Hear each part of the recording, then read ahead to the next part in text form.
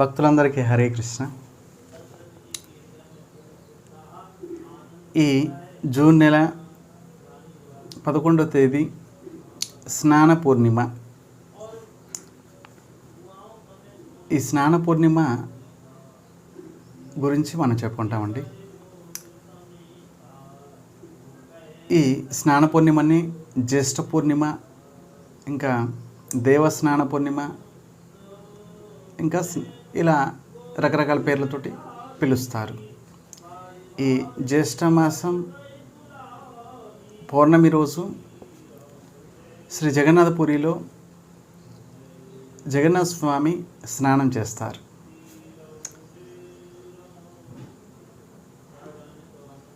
జగన్నాథ స్వామి సంవత్సరానికి ఒకసారి స్నానం చేస్తారా ఏంటి? ప్రతిరోజు స్నానం చేయరా ఏంటి? ఈ స్నానం చేసిన తర్వాత మళ్ళీ ఒక 15 రోజులు స్వామికి ఒంట్లో బాగోదు, జ్వరం వచ్చేస్తుంది. కారణం ఏంటి? ఈ విషయాల గురించి ఈరోజు మనం చెప్పుకుంటామండి. శ్రీ జగన్నాథపురి ధామం. శ్రీ జగన్నాథపురిని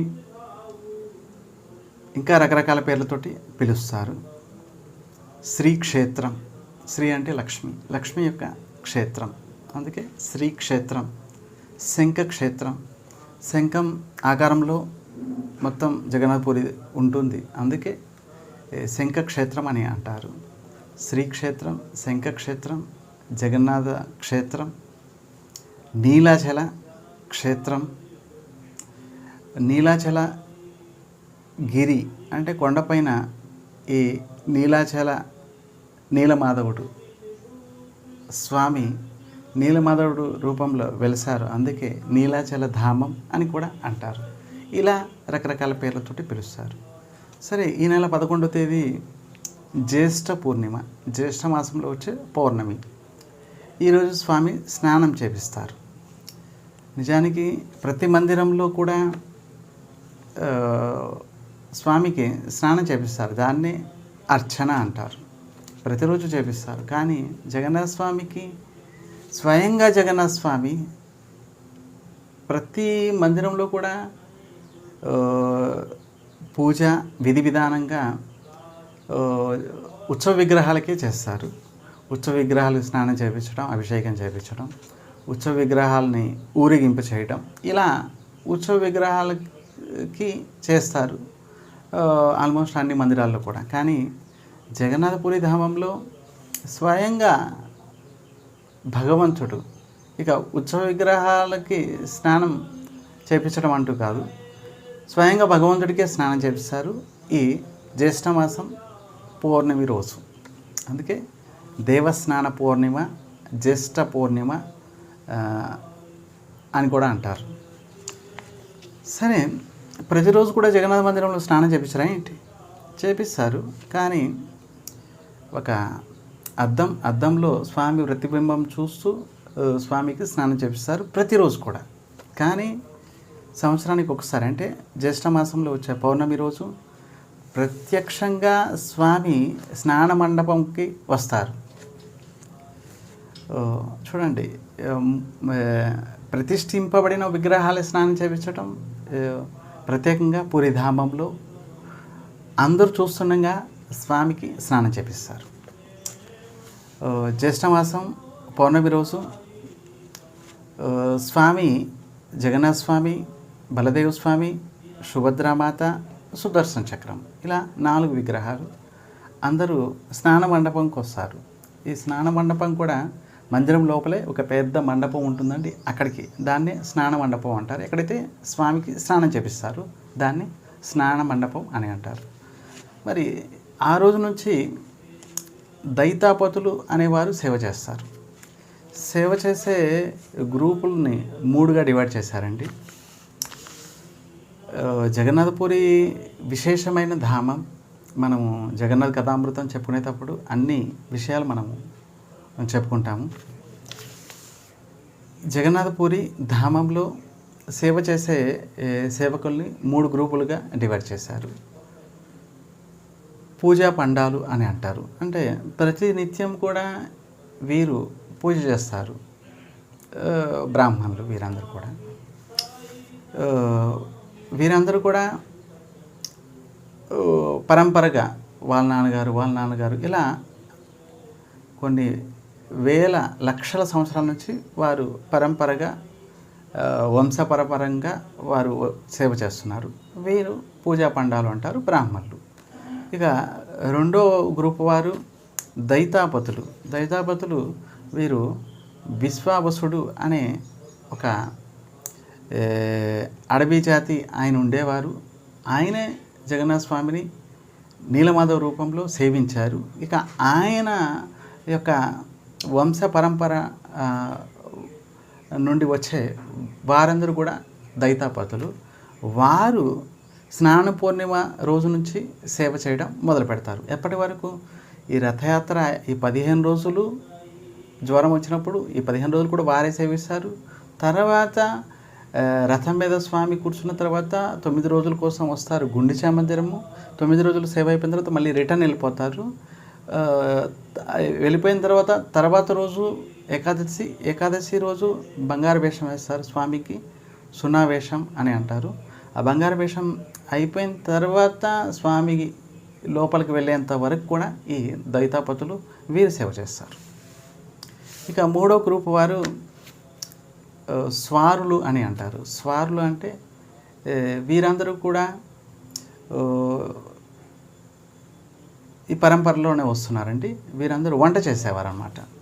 వీరే వంట చేస్తారు.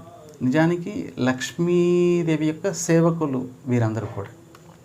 స్వయంగా జగన్నాథపురిలో లక్ష్మీదేవి స్వయంగా వంట వండుతుంది. పూరి క్షేత్రంలో మహాప్రసాదం యొక్క మహిమ ఎందుకు? మహిమకి గల కారణం ఏంటంటే స్వయంగా లక్ష్మీదేవి వంట వండుతుంది. లక్ష్మీదేవి సేవకులు వీరందరూ కూడా వీరు తమకు తాము భావిస్తారు లక్ష్మీదేవి యొక్క సేవకులుగా. అందుకే స్వారులు అని అంటారు. వీరు వంశపరపరంగా వీరు వస్తూ ఉంటారు. వీరే అక్కడ వంట వండుతారు అన్నమాట. వీరందరూ కూడా లక్ష్మీదేవి యొక్క సేవకులు. ఇలా 3 గ్రూపులు.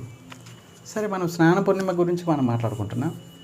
ఈ జ్యేష్ఠమాసం పౌర్ణమి రోజు లోపలే ఒక నుయ్యి ఉంది. ప్రత్యేకంగా స్వామికి స్నానం చేయించడానికి సంవత్సరానికి ఒకసారి ఈ నుయ్యి ఓపెన్ చేసి శుభ్రం చేసి పెడతారు. ముందు రోజు స్నాన పూర్ణిమ రోజు 108 కలశాలతోటి వీరు నీళ్ళు తీసుకొని వస్తారు. మొట్టమొదట దైతాపతులు వెళ్తారు, స్వామిని స్నాన మండపం దగ్గరికి తీసుకొస్తారు. మొట్టమొదట బలదేవుడిని తీసుకొస్తారు. తర్వాత సుభద్రాదేవి, బలదేవుడు గురుతత్వం, గురుగారు వస్తారు. తర్వాత సుభద్రాదేవి, తర్వాత జగన్నాథ స్వామితో కూడా సుదర్శన చక్రం. ఇలా ఒకరి తర్వాత ఒకరు అందరూ వస్తారు. వచ్చి స్నాన మండపం మీద కూర్చోబెడతారు స్వామిని. కూర్చున్న తర్వాత 108 కలశాలతోటి స్వచ్ఛమైన పవిత్రమైన ఆ యొక్క నుయ్యి, ఏ నుయ్యిలో నుంచి అయితే స్వామికి స్నానం చేయించడానికి ప్రత్యేకంగా ఒక నుయ్యి ఉంటుంది, ఆ నూతిలో నుండే నీళ్ళు తీసుకొస్తారు. అగురు, చందనము, సుగంధ ద్రవ్యాలు అన్నీ కలుపుతారు అందులో. కర్పూరము ఇత్యాది, యాలుక్కాయలు, ఇలా అన్ని సుగంధ ద్రవ్యాలతోటి మిశ్రితమైన ఆ యొక్క జలాలు 108 కలశాలతోటి తీసుకొస్తారు. స్వామికి స్నానం చేపిస్తారు. లక్షల మంది భక్తులు స్వామిని దర్శిస్తారు స్నాన మండపం మీద స్నానం చేసేటప్పుడు. పురాణాల్లో చెప్పబడింది, ఎవరైతే ఈ కళతోటి స్నాన మండపం మీద స్వామిని దర్శిస్తారో స్నానం అయ్యేటప్పుడు వారు తిరిగి ఈ దుఃఖాలయానికి రారు. అంటే భగవంతుని ధామానికి, వైకుంఠ ధామానికి వెళ్ళిపోతారు. ఎవరైతే ఒక్కసారి జీవితంలో కనీసం ఒక్కసారైనా సరే స్నాన మండపం మీద స్వామిని ఈ కళతోటి దర్శిస్తే వారు వైకుంఠ ధామానికి వెళ్ళిపోతారు. అంత మహిమ చూడండి. స్వామిని ప్రతినిత్యము జగన్నాథ మందిరం లోపల అందరూ దర్శిస్తారు. అంతకంటే ఇంకా ఎక్కువ మహిమ స్వామిని స్నాన మండపం మీద స్నానం చేస్తూ చూడటం.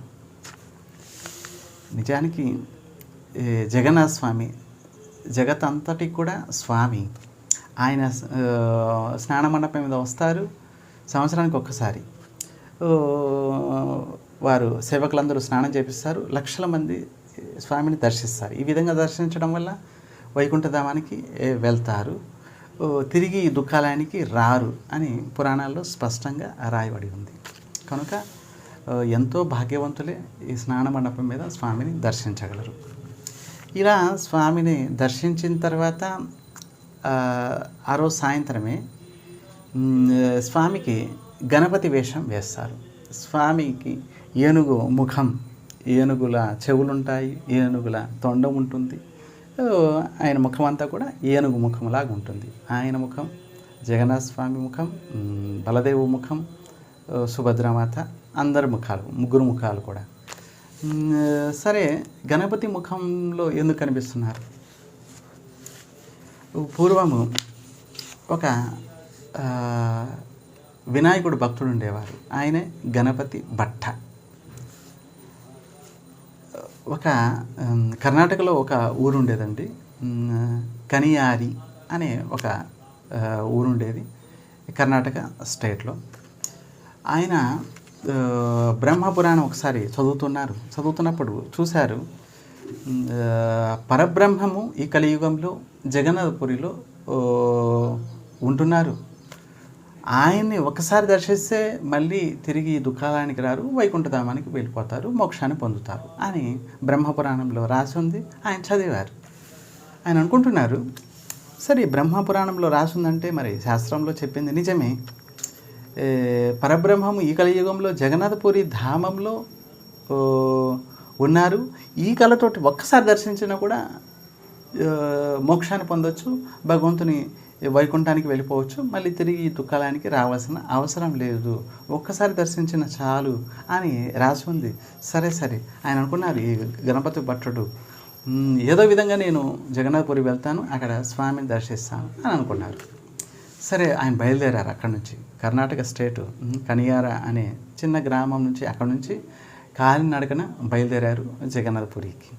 మార్గమధ్యంలో చాలా బ్రాహ్మణుడు, ఈయన ఇంద్రియాలని నిగ్రహించిన బ్రాహ్మణుడు, మనసుని నిగ్రహించుకున్నారు. విషయభోగాల నుండి బయటపడి కేవలం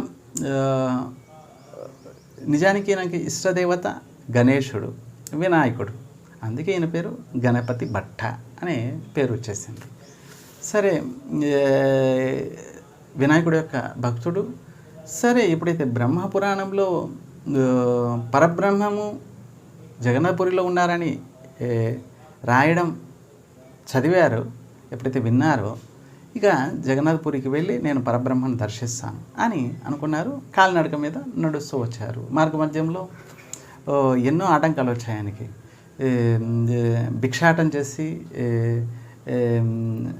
కాలం గడిపేవారు. ఈ విధంగా నడుస్తూ వచ్చేవారు.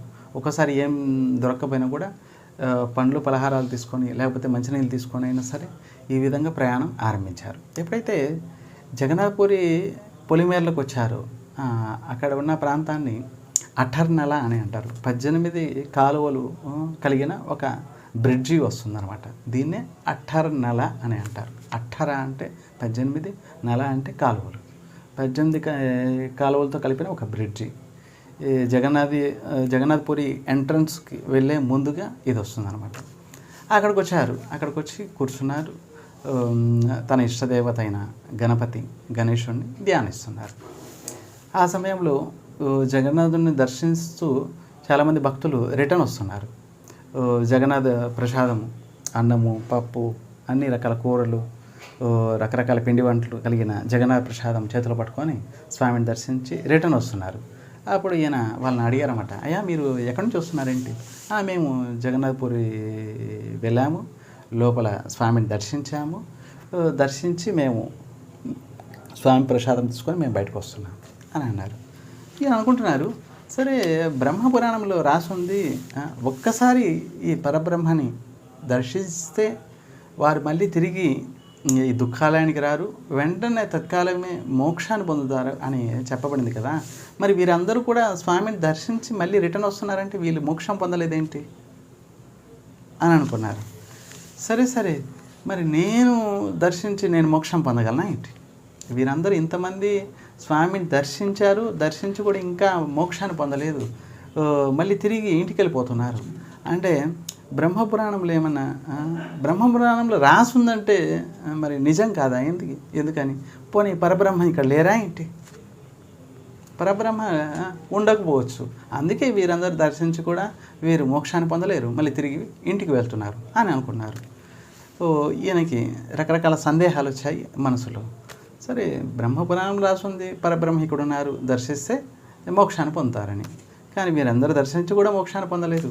సరే, పరబ్రహ్మ లేకపోవచ్చు అని అనుకున్నారు. సరే, నేను ఇంకెందుకు వెళ్ళడం అని అనుకున్నారు. అక్కడే కూర్చున్నారు. అప్పుడు స్వామి, జగన్నాథ స్వామి ఎంత దయగలిగిన స్వామి చూడండి. ఒక వృద్ధ బ్రాహ్మణ రూపంలో వచ్చారు.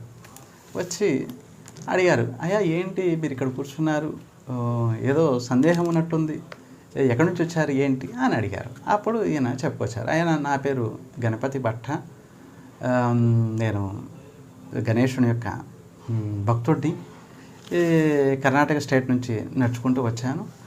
బ్రహ్మపురాణంలో రాసి ఉంది పరబ్రహ్మము జగన్నాథపురిలో ఉన్నారని, మరి ఒకసారి దర్శిస్తే మోక్షాన్ని పొందుతారని విన్నాను. సరే, చాలామంది భక్తులు వెళ్ళారు, దర్శించారు, ఇంటికి వెళ్ళిపోతున్నారు, కానీ మోక్షాన్ని పొందలేదు. మరి నేను పరబ్రహ్మ నిజంగా ఉన్నారా ఇంటి లోపల? ఉంటే వీరందరూ మోక్షాన్ని పొందేవాళ్ళే కదా అని అన్నారు. అప్పుడు వృద్ధ బ్రాహ్మణ రూపంలో ఉన్న జగన్నాథ స్వామి అంటున్నారు, అయ్యా బ్రహ్మపురాణంలో రాసింది నిజమే, పరబ్రహ్మము ఈ కలియుగంలో జగన్నాథపురిలో ఉన్నారు. మరి స్వామిని ఆయా భక్తులు ఆయా భావాలని బట్టి స్వామి వారికి దర్శనమిస్తారు, స్వామి వారికి మోక్షాన్ని ప్రదానం చేస్తారు. వీరందరూ కూడా స్వామిని దర్శించారు, ప్రసాదం తీసుకున్నారు, ఇంటికి వెళ్ళాలనే భావంతో వచ్చారు కదా వీరు, అందుకే వీరు ఇంటికి వెళ్ళారు. మరి మోక్షాన్ని పొందాలనే భావంతో వస్తే వీరు కూడా మోక్షాన్ని పొందేవారు. మరి మీకు మోక్షాన్ని పొందాలనే భావం ఉంటే మీరు కూడా పొందుతారు అని అన్నారు స్వామి. అయితే నేను దర్శిస్తాను. స్వామి అంతర్ధానం అయ్యారు. గణపతి భట్టుడు లోపలికి వెళ్ళారు. ఎప్పుడైతే వెళ్ళి సింహద్వారం దగ్గర పత్తపాముని దర్శించి లోపలికి వెళ్ళారు, చూశారు స్వామిని స్నాన మండపం. ఆ రోజే స్నాన పూర్ణిమ. స్వామిని స్నాన మండపం దగ్గరికి తీసుకొచ్చారు. ఎప్పుడైతే చూశారు జగన్నాథ స్వామి, బలదేవ స్వామి, సుభద్రామాత ముగ్గురు చూశారు. చూసేసరికి అరేరే పరబ్రహ్మము ముఖమేంటి ఇలా ఉంది? నిజానికి ఈయన ఇష్టదేవత గణేశుడు, వినాయకుడు. ఈయన అనుకుంటున్నారు ఏనుగు ముఖంలాగుంటుంది, పెద్ద పెద్ద చెవులు ఉంటాయి, పెద్ద పెద్ద తొండం ఉంటుంది.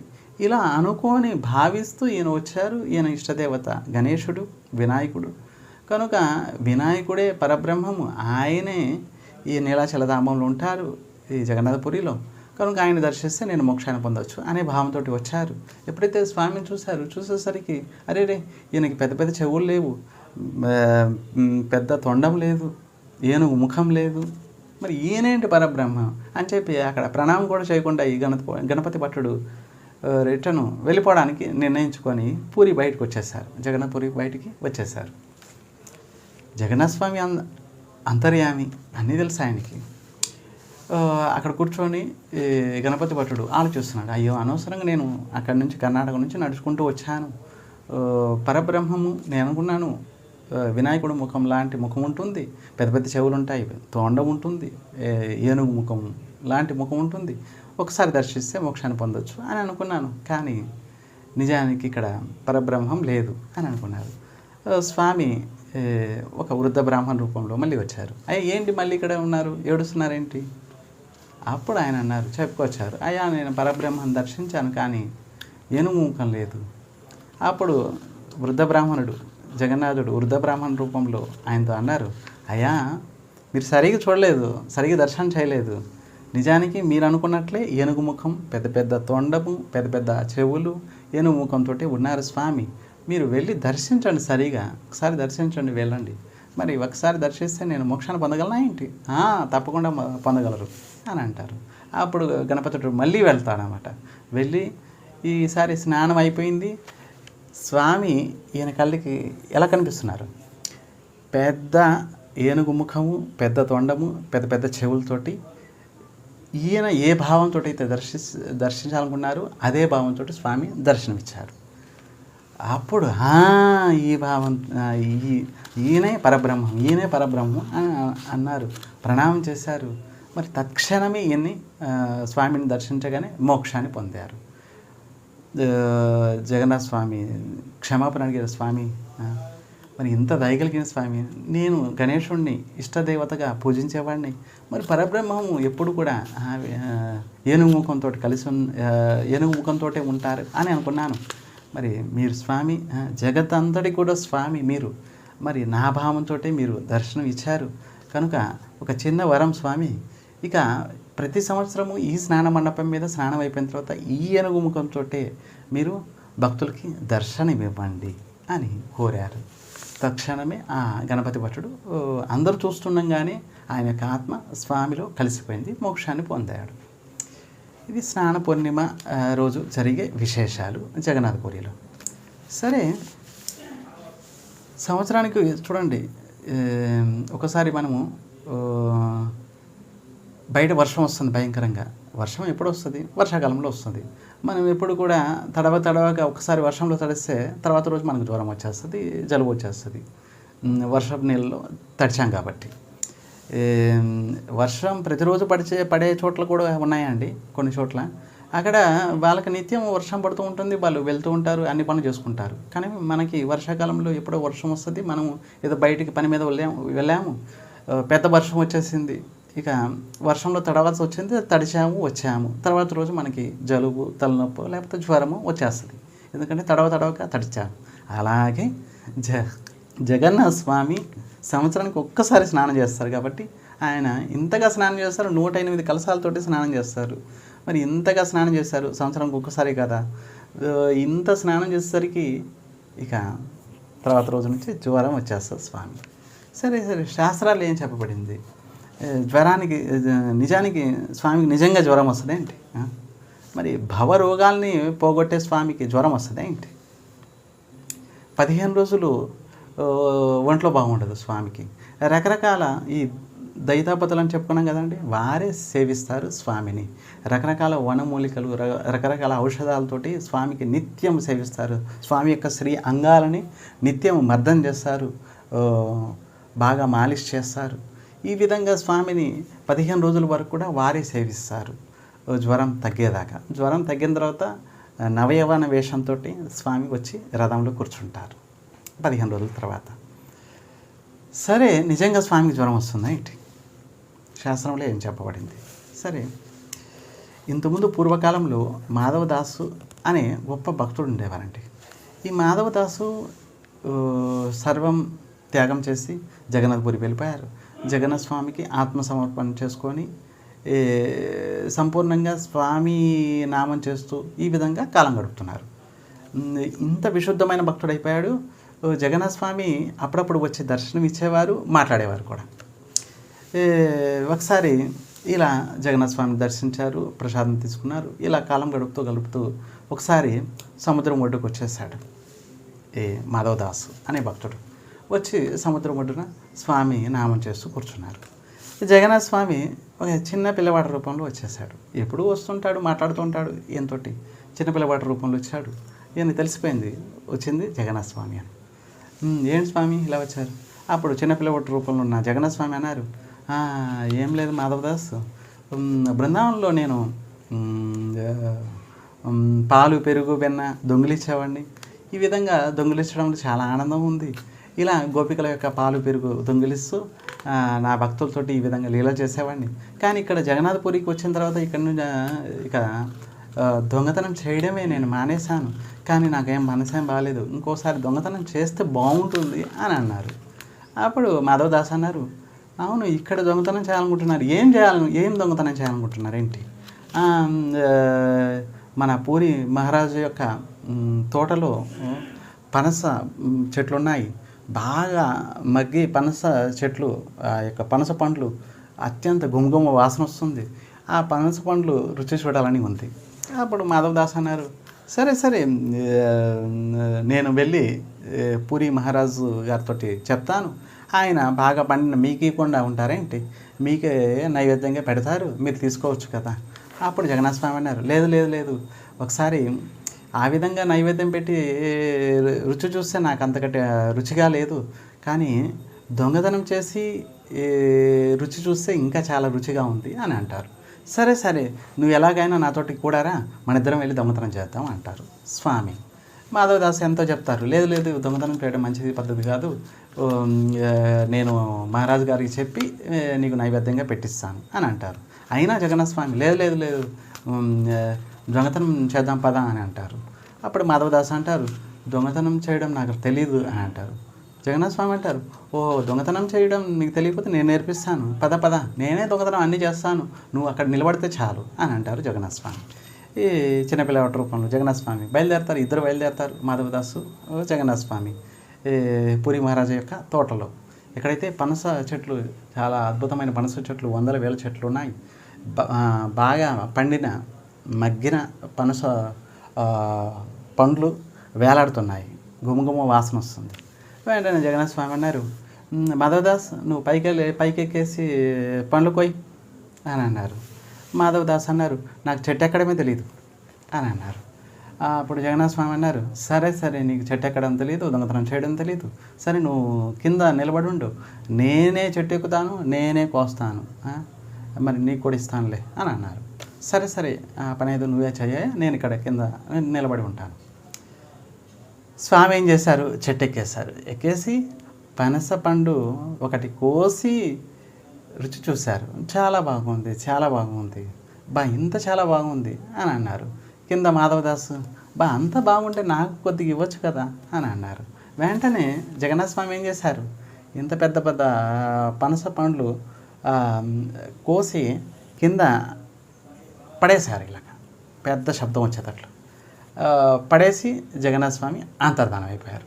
ఆ తోటను కాపలా చేసే తోట మాలిక్ కాపలాదారులు వచ్చారు. వెంటనే వచ్చేసరికి మాధవదాసు ఉన్నారు. అరే రే, దొంగతనం చేశారు మీరు అని చెప్పి మాధవదాసుని పట్టుకొని, మాధవదాసు ఎంతో చెప్తున్నారు, అయ్యా నేనేం చేయలేదు, జగన్నాథ స్వామి చేశారు, అంతా జగన్నాథ స్వామి చేశారు, నేనేం చేయలేదు అని చెప్పుకొచ్చారు. కానీ వినలేదు. కాపలాదారులు తీసుకెళ్ళి పూరి మహారాజు ఎదురుగా నిలబెట్టారు. అయ్యా మన తోటలో దొంగతనం చేస్తే పట్టుకున్నాం. ఎప్పుడైతే పూరి మహారాజు వచ్చి చూసేసరికి, అరే నేను మాధవదాసు గొప్ప భక్తుడు, చాలా మహాత్ముడు, గొప్ప భక్తుడు, మరి ఈయన తీసుకొచ్చారంటే, ఈయన స్వామి దొంగతనం చేసేటప్పుడు మేము చూసాము, తీసుకొచ్చాము. అప్పుడు మాధవదాసు అన్ని వివరంగా చెప్పారు. స్వామి, జగన్నాథ స్వామికి పనస పండ్లు అది కూడా దొంగతనం చేసి టేస్ట్ చూడాలని అన్నారు, అందుకే మేమిద్దరం వచ్చాము. స్వామి దొంగతనం చేస్తాను, అంతర్ధానం అయిపోయారు, నన్ను పట్టించాడు, అందుకే వీళ్ళందరూ నన్ను తీసుకొచ్చి మీ దగ్గర నిలబెట్టారు. జరిగిన విషయాలని చెప్తారు. తర్వాత ఈ భక్తుడే కాలక్రమేణా ఇంత విశుద్ధమైన భక్తుడయ్యాడు. ఒకసారి చివరి సమయంలో ఒంట్లో బాగాలేదు ఈయనకి, ఇంతగా జ్వరం వచ్చేసింది, ఇక మలమూత్రాలు అక్కడే వదిలేస్తున్నారు, అంతగా ఒంట్లో బాగాలేదు ఈయనకి, వృద్ధులైపోయారు. అప్పుడు స్వయంగా జగన్నాథ స్వామి పిల్లవాడి రూపంలో వచ్చి తన భక్తుని సేవిస్తున్నారు. చూడండి, జగన్నాథ స్వామి కంటే దయగలిగిన స్వామి ఎవరైనా ఉన్నారు? తన భక్తుడు మలమూత్రాలు పడి అక్కడ కొట్టుకొని అక్కడ పడున్నాడు. అటువంటి భక్తుడిని సేవించడానికి స్వయంగా జగన్నాథ స్వామి చిన్నపిల్లవాడి రూపంలో వచ్చి ఆయన బట్టల్ని ఉతకడం, ఆయనకి వంట చేయించడం, ఆయనకి తినిపెట్టడం అన్నీ చేస్తున్నాడు. చూడండి, ఇది కలియుగంలో జరిగిన విషయం అండి. జగన్నాథ స్వామి చిన్నపిల్లవాడి రూపంలో వచ్చి తన భక్తుని సేవిస్తున్నాడు. ఆ భక్తుడు పడున్నాడు, మలము మూత్రం అక్కడే వదులుతున్నారు, సరిగా తినలేకపోతున్నారు. స్వామి మలమూత్రాలు కలిగిన ఆ యొక్క దుస్తుల్ని, బట్టల్ని స్వామి స్వయంగా తన చేతులతోటి కడుగుతున్నాడు. ఇవన్నీ చూస్తున్నారు మాధవదాసు. మాధవదాసు ఒకసారి అడిగారు, స్వామి ఎందుకు మీకు నా కర్మ నేను అనుభవిస్తున్నాను, నా ప్రారంభం నేను అనుభవిస్తున్నాను, మరి మీకెందుకయ్యా ఇదంతా కూడా? అప్పుడు జగన్నాథ స్వామి అన్నారు, నా భక్తుల్ని సేవించాలంటే నాకు చాలా ఆనందము, నా భక్తులు ఏ పరిస్థితిలో ఉన్నా సరే వారిని నేను స్వయంగా వచ్చి సేవిస్తాను అని అన్నారు. అప్పుడు మాధవదాస్ అన్నారు, స్వామి ఇంత నేను నా యొక్క ప్రారంభాన్ని అనుభవిస్తున్నాను, నేను ఇంత దుఃఖాన్ని అనుభవిస్తున్నాను, ఇక్కడే మల మూత్రాలని త్యజిస్తున్నాను, నా ఎదురుగా మీరు ఇవన్నీ శుభ్రం చేయడం నాకు అస్సలు బాగాలేదు. అయితే మీరు భగవంతుడు కదా, మరి నా యొక్క ప్రారంధాన్ని పోగొట్టి నాకు ఇటువంటి రోగం లేకుండా మరి నన్ను ఆరోగ్యవంతుడిగా చేయొచ్చు కదా మీరు. అప్పుడు స్వామి అంటారు, ఇంకొక 15 రోజులు నీకు ప్రారంధం ఉంది, కానీ ఆ యొక్క 15 రోజులు కూడా నేనే తీసుకుంటాను అని చెప్పి ఒక 15 రోజులు ఆయన కలిగే ఈ జ్వరము, ఈ ఒంట్లో బాగుండకపోవడం, ఇటువంటి లీలలన్నీ కూడా స్వామి స్వయంగా తానే స్వీకరించాడు. కనుక ఈ 15 రోజులు మాధవదాసు పొందే ఈ ఈ యొక్క జ్వరము, ఈ తలనొప్పి ఇవన్నీ కూడా స్వామి స్వయంగా తానే స్వీకరించాడు. కనుక ప్రతి సంవత్సరం కూడా ఈ స్నాన మండపం మీద స్నానం అయిపోయిన తర్వాత రోజు నుంచి స్వామికి ఒంట్లో బాగుంటుంది. ఈ 15 రోజులు కూడా స్వామి దర్శనం ఎవ్వరికి ఇవ్వరు. చూడండి, జగన్నాథ్పురిలో జరిగే లీలన్నీ మనం తర్వాత చెప్పుకుంటాం. జగన్నాథ కథామృతంలో ఇంతకుముందు మేము ఎన్నో వీడియోస్ పెట్టాము. అసలు జగన్నాథ స్వామి ఆ రూపం ఎందుకు వచ్చింది, ఎందుకు వచ్చారు, జగన్నాథ్పురి యొక్క మహాత్మ్యం ఏంటి, ఈ విషయాలన్నీ మేము చెప్పాము. మళ్ళీ సమయం వచ్చినప్పుడు మళ్ళీ చెప్తాము. సరే, ఈ 15 రోజులు స్వామి ఎవరికి దర్శనం ఇవ్వరు. దైతాపతులు వీరే సేవిస్తారు స్వామిని. రకరకాల దివ్యమైన ఔషధాలతోటి స్వామిని, అవే మెడిసిన్ స్వామికి. కనుక 15 రోజులు స్వామికి ఒంట్లో బాగాలేదు, ఎవరికి దర్శనం ఇవ్వరు. ఇది ఒక కారణం. ఇంకొకటి ఏంటి, ద్వారకాలో ఉన్నప్పుడు స్వామి బృందావన వాసి గోపికల యొక్క మహిమని జగత్తంతటికి తెలియజేయడానికి కొన్ని లీలలు చేశారు. ద్వారకాలో స్వామి ఒకసారి ఏం చేశారు, ప్రతిసారి కూడా హే లలితే, హే విశాఖే, హే రాధే, హే తుంగ విద్య అంటూ గోపికల నామాల్ని జపం చేస్తుండేవారు ద్వారకాలో స్వామి. ద్వారకాలో పట్టణాలు 16,108 మంది పట్టణాలు. వారు ఒకసారి మీటింగ్ పెట్టుకున్నారు. వారందరూ అనుకుంటున్నారు, మరి స్వామిని మనం రాత్రి పగలు ఇంతగా సేవిస్తున్నాం, అయినా కూడా బృందావనంలో స్వామి చిన్నప్పుడు ఎప్పుడో ఉన్నారు, కానీ వారిని స్మరిస్తున్నాడు. వాళ్ళ గోపికల పేర్లను జపిస్తున్నారు. ఆ గోపాలుడు ఎవరితోటి కృష్ణుడు చిన్నప్పుడు ఆడుకునేవాడు, వాళ్ళనే తలుస్తున్నాడు ఏంటి, ఎప్పుడు చూసినా వాళ్ళనే తలుస్తున్నాడు, మనం ఎంత సేవించినా కూడా మనల్ని అసలు పట్టించుకోవడం లేదు స్వామి అని అనుకున్నారు. వారందరూ వెళ్ళి స్వామిని అడిగారు, అయ్యా ఎప్పుడు చూసినా వాళ్ళ నామాల్ని జపిస్తూ ఉంటారు, మేము ఇంతగా సేవించినా కూడా మీరు సంతృప్తి కలగడం లేదు, వాళ్ళు ఇంతగా మిమ్మల్ని సేవించారా ఏంటి, వాళ్ళు ఇంతగా మీకు భక్తి చేశారా ఏంటి అని అడిగారు. అప్పుడు స్వామి ఈ గోపికల యొక్క, ఆ బృందావన వాసి యొక్క, వారి యొక్క మహిమని తెలియజేయడానికి స్వామి ఏం చేశారు, తర్వాత రోజు సరే నాకు ఒంట్లో బాగాలేదన్నారు స్వామి. ఏమైందంటూ అందరూ వచ్చేసారు.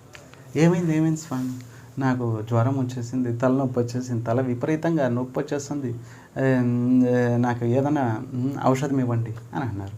మరి గోపికలు, మరి ద్వారకాలో డాక్టర్స్ ఎంతోమంది ఉంటారు, వైద్యులు, వారందరూ వచ్చేసారు, రకరకాల ఔషధాలు ఇస్తున్నారు, కానీ స్వామి తలనొప్పి తగ్గడం లేదు. స్వయంగా నారదముని వచ్చారు.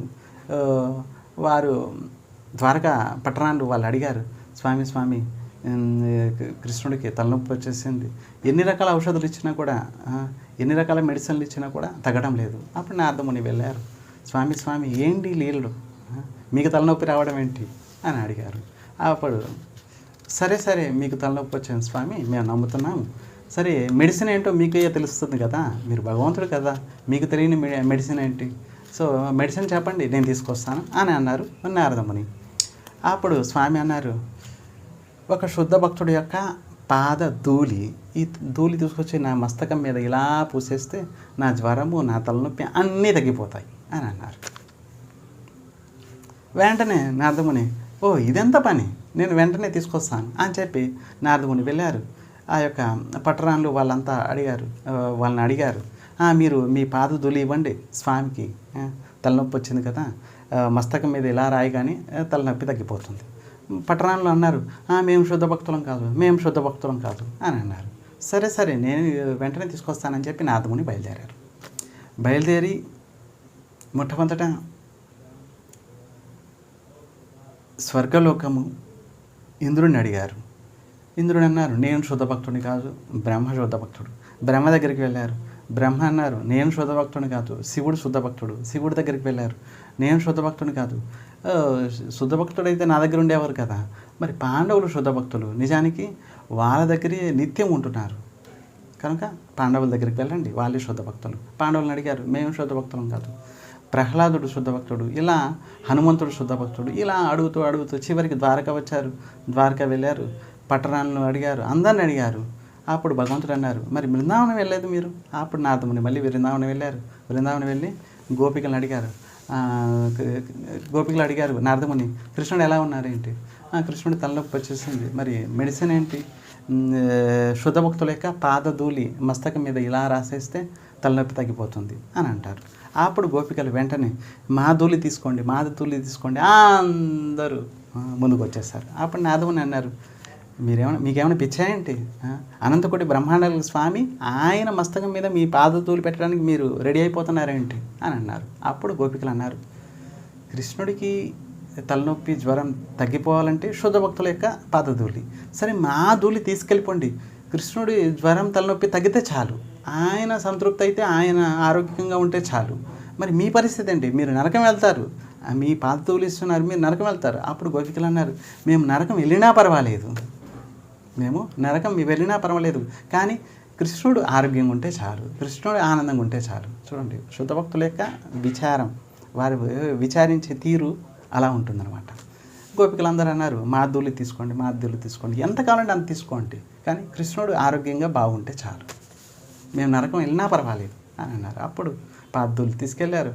అప్పుడు కృష్ణుడు అంటున్నారు, చూడండి, పట్టణంతో అంటున్నారు, చూడండి గోపికల యొక్క ప్రేమ, గోపికల యొక్క భక్తి, వాళ్ళు ఈ విధంగా భక్తి చేస్తారు, జన్మజన్మలు బృందావనంలో వారితోటి కలిసి ఉన్నా కూడా వారి రుణాన్ని నేను తీర్చుకోలేను అని అంటున్నారు భగవంతుడు.